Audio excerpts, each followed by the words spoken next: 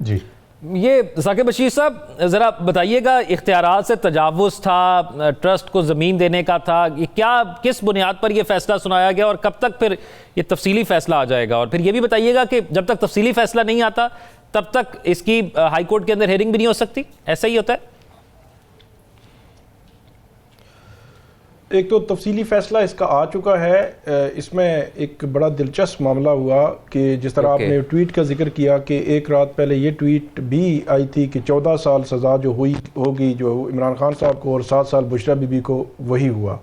ایک ٹویٹ میں نے دیکھا کہ 150 صفحات کا فیصلہ ہوگا، تو وہ 150 صفحات کا ہی فیصلہ ہے۔ تو آپ کو بھی پتہ لگا کچھ پہلے کہ آپ کو بھی ہماری طرح اسی ٹائم پتہ لگا؟ نہیں، وہ پتہ تو چل ہی جاتا ہے ہمیں بھی۔ تو اس میں ایک جو چیز بات ہو رہی تھی کہ ایک تو ٹوٹل 8 ملزمان تھے اس میں، 6 ملزمان اس میں وہ اشتہاری ہیں اور 2 کی حد تک یہ کیس ہوا ہے۔ پھر جو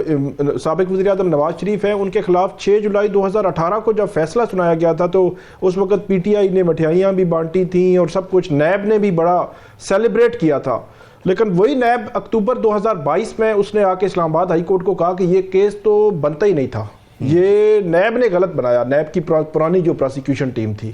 تو مجھے وہ کہیں ریورس نہ ہو جائے یہ سارا جو ہے وہ معاملہ۔ اس کے علاوہ جو عمران خان صاحب جو الزامات ہیں وہ ایک تو کرپٹ پریکٹسز یا کرپشن کا انہوں نے مطلب بالکل آسان الفاظ میں اگر بات کریں تو یہ کہا جا رہا ہے کہ 190 ملین پاؤنڈ لانے میں اس کے بدلے انہوں نے القادر یونیورسٹی کی جگہ جو زمین تھی اس کے لیے ڈونیشنز اور ایک اور 458 کنال کی جو زمین ہے وہ بشریٰ بی بی کی فرنٹ مین ایک ایلیگیشن تھا کہ وہ فرح گوگی نے جو ہے وہ لی۔ تو یہ 190 ملین پاؤنڈ لانے میں سارا جو ہے وہ انہوں نے کردار ادا کیا، فیسیلیٹیٹ کیا اور کرپشن ثابت کی۔ عدالت کہتی ہے کہ کرپشن جو ہے وہ ثابت ہو جائے گی، کرپٹ پریکٹسز جو ہے ثابت ہو چکی ہیں۔ لیکن یہاں پہ سوال ہے کہ جو کابینہ جس نے منظوری دی تھی وہ عمران خان صاحب ہیڈ کر رہے تھے اور باقی ساری کابینہ ان کی موجود تھی، اور یہ متفقہ فیصلہ تھا کہ وہ جو ایک لفافہ تھا، بند لفافہ جس کی منظوری دی گئی اور وہ ایک کانفیڈینشیل ڈاکومنٹ تھا یا ڈیڈ تھی، وہ کانفیڈینشیل ڈاکومنٹ ایک تو اس کی منظوری دے گی، باقی کابینہ کہاں پہ ہے اس سارے معاملے میں؟ کہیں نہیں ہے۔ یہ ایک بڑا گراؤنڈ بنے گا ان کے لیے، جب ہائی کورٹ میں جائیں گے تو وہ کہیں گے ٹھیک ہے ہم تک یہ کیس جو ہے وہ ایک عمران خان کی حد تک بطور وزیر اعظم تو ہو رہا ہے، لیکن کیونکہ فیصلہ متفقہ تھا تو باقی کابینہ کہاں پہ ہے؟ باقی کچھ لوگ جیل میں ہیں، کچھ لوگوں نے پریس کانفرنس کر دی ہے، آگے چل کر سب کچھ ہے، لیکن اس کیس میں ان کا کہیں نام نہیں ہے۔ وہ 2-3 لوگ انہوں نے بطور گواہ بلائے لیکن باقی لوگوں کو کہیں پہ اس پہ نہیں لایا گیا، اگرچہ منظوری انہوں نے بھی دی تھی۔ اور دوسری بات یہ ہے کہ جو N C a national crime agency اور جو رسپونڈنٹ تھے اس میں ان کے درمیان جو آپس میں معاہدہ ہوا تھا، ایک سیٹلمنٹ ہوئی تھی، وہ سیٹلمنٹ آج تک خفیہ ہے، تو وہ سیٹلمنٹ سامنے نہیں آئی۔ تو ایک فریق کہتا ہے کہ یہ اسٹیٹ آف پاکستان کا پیسہ تھا، مطلب نیب کہہ رہی ہے، گورنمنٹ کہہ رہی ہے۔ دوسرا فریق جس پہ الزام تھا، عدالت نے کہا ہے کہ جرم ثابت ہو گیا، وہ کہتا ہے کہ یہ اسٹیٹ آف پاکستان کا پیسہ نہیں تھا۔ اب وہ جو خفیہ ایک لفافہ تھا جو جس کی منظوری جس کے حوالے سے منظوری فیڈرل کیبنٹ نے دی تھی اور وہ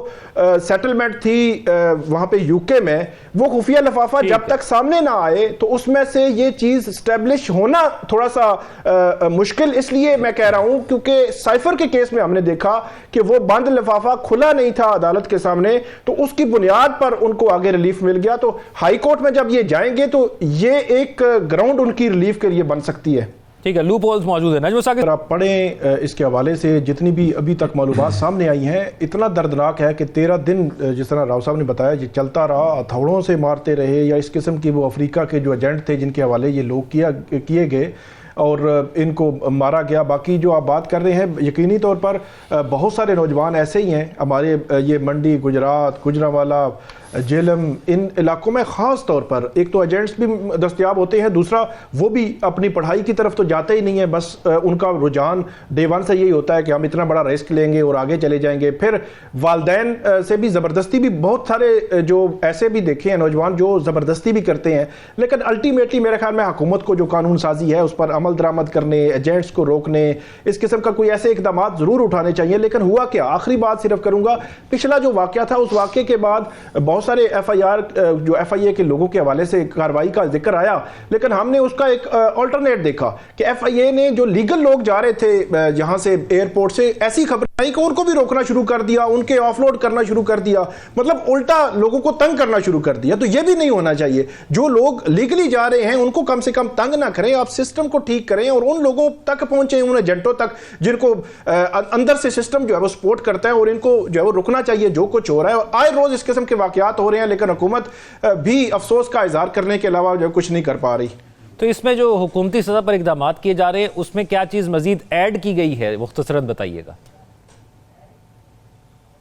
ایڈ تو وہ جو جتنے بھی لوگ تھے FIA کی سطح پر تمام کے خلاف کاروائیاں کھل چکی ہیں، ان کو سسپینشن کی گئی ہے، ان کو نوکریوں سے نکالا گیا ہے، کرمنل کاروائیاں جو شروع ہو گئی ہیں. لیکن میں آپ کو وہی بتا رہا ہوں نا کہ ان کے خلاف کرمنل کاروائیاں ہوئیں تو انہوں نے آلٹرنیٹ کے طور پر لوگوں کو جو ہے وہ اس طرح تنگ کرنا جو ہے وہ شروع کر دیا. اس کا معاملہ یہی ہے کہ پورا جو سسٹم ہے اس سسٹم کے اندر جتنے بھی فیسیلیٹیٹر ہیں، ابھی بھی ایجنٹس موجود ہیں، ابھی بھی یہ کام ہو رہا ہے اور آگے بھی ہمیں یہ لگتا ہے کہ یہ ہوتا رہے گا. جب تک آپ پورے سسٹم کو ختم نہیں کریں گے تب تک ہمیں آئے روز اسی طرح ہم بات بھی کرتے رہیں گے اور اسی طرح ان چیزوں کو اٹھاتے رہیں گے، اور آئے روز ہمیں اتنی افسوسناک خبریں ملتی رہیں گی. یہ ینگ لوگ ہیں سارے، 20 25 28 سال ان کی ایج ہوتی ہے، اور وہ اپنے سہانے خواب مستقبل کو روشن کرنے کے لیے یورپ کی طرف جو ہے وہ دیکھ رہے ہوتے ہیں. اور یہاں پہ ایک اور بات بھی ہے، یہاں پہ دیکھیں نا کہ بے روزگاری بھی ہے، یہاں پہ بھی بہت سارے معاملات ہیں ملک میں. ملک کا وہ جو کہتے ہیں پورا معاشی سٹرکچر اگر ٹھیک نہیں ہوگا تو اس کے اثرات ہر بندے پر آتے ہیں. تو یہاں پہ اگر سٹرکچر ٹھیک نہیں ہے تو وہاں پر بھی جا کر یہ لوگ کون سی عیش کی زندگی گزارتے ہیں. ہم اسی پروگرام میں ڈسکس کر چکے ہیں، ہمارے پینلسٹ نے ہمیں بتایا، ہمیں خود لوگوں کے واقعات پتہ، ہمارے ارد گرد لوگ موجود ہیں کہ وہاں پر بھی جا کر وہ وہی زندگی گزار رہے ہیں، اور 3 4 سال پولیس سے چھپ کر وہ پھر رہے ہیں. اگر پکڑے گئے تو ڈپورٹ ہو جائیں گے، اگر جان بچ گئی تو پہنچ جائیں گے، اور پوری زندگی وہاں پر مزدوری ہی کرنی ہے. یہاں پر مزید عزت کا روزگار وہ کما سکتے ہیں جو یہاں پر نہیں کرتے. وہ جس طرح بھی بات کی گئی کہ وہ انویسٹمنٹ کر کے یہاں پر کر سکتے ہیں.